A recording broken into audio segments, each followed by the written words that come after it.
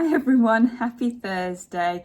And this is probably one of the most recognisable guinea pigs that we have in the herd. This is Dory. She is one of our rescues, one of our early rescues.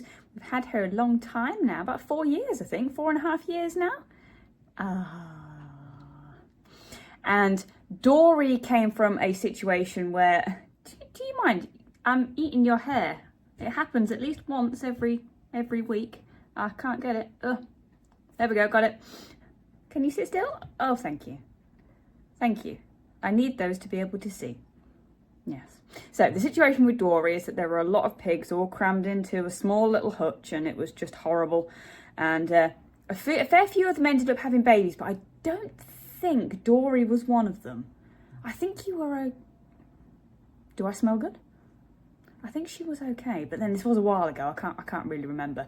But the reason that she's called Dory is because shortly after the rescue, my living room was overtaken with these guinea pigs, to keep them separate, keep them safe, and just get them better before, we rehomed or decided to keep them. And something spooked Dory. And at that point, she decided to go swimming, quite literally swimming, through a trough of pellets. Because, like when you have a bad dream and you're trying to run and you're just not going anywhere. Well, it was like that, but in a trough of pellets. And these pellets were flying absolutely everywhere. And she wasn't even moving, but her arms and legs were going at 1,000,000 miles an hour. Oh, it was so funny. And that's why she's called Dory. And at that point, Mark was building the little, I'm eating your hair again. The shed that the boys used to have outside, he was building that as part of like a rescue setup. And that's where Dory and her cage mates or hutch mates went.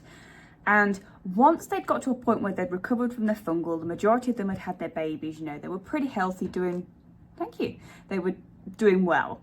We decided to let them mingle with the herd on the grass so that they could get used to, outdoor time and grass time and, that kind of thing. And Dory wandered straight out of that hutch, straight across the garden, straight into the enclosure that we had at the time, and fell asleep on one of the platforms. And she never left. You decided you wanted to be with us, didn't you, darling? Hey?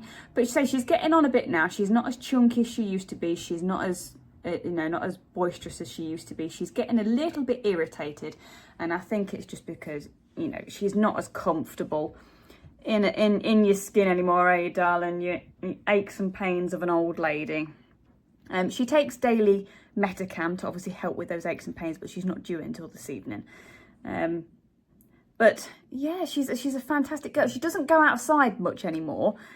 She used to be one of the girls that would, as soon as the door was open, she was straight out. But now she's starting to spend a lot of her time sleeping, and it's just the way it is. Unfortunately, when they start to get on a little bit, they slow down. And she has good days and bad days. Some days she will just sleep all day, and then other days she'll potter about and she might go outside, but she's a little bit more active. It just depends. But I'm going to pop her down because she's shaking, so she's not very happy, and I don't want to stress her out. But there we go, the very beautiful, very famous Dory. Oh, it's all right, baby. Let's go back.